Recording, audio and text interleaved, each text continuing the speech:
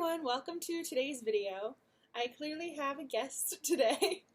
He really wanted to be picked up, so I'm going to have a guest host today. In today's video, I'm going to be talking about What You Left Behind.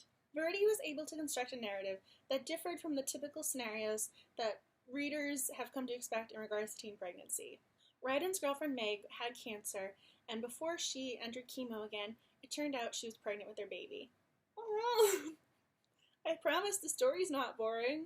Are you actually looking at the camera? The book didn't glorify the scenario.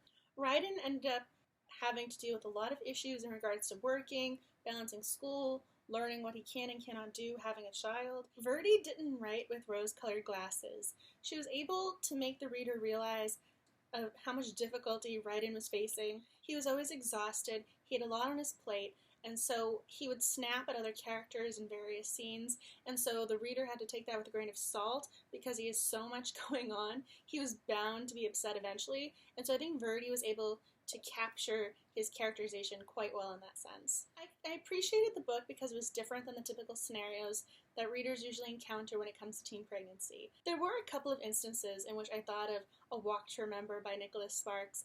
Aside from a few books that include Meg's illness, I didn't necessarily think of anything off the hand that was quite similar.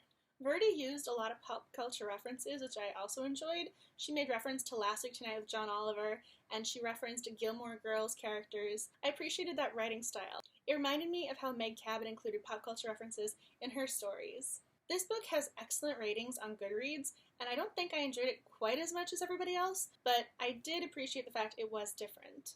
I wouldn't necessarily categorize this as a YA romance, more so a YA self-discovery of sorts. Ryden has a lot going on, and once he begins to realize what fatherhood truly entails, the story develops from there. If you've read What You Left Behind, I'd love to know what you think about it, because Ryden evolves over the course of the story, and I don't want to give away any spoilers, but I do think that's something that deserves to be discussed.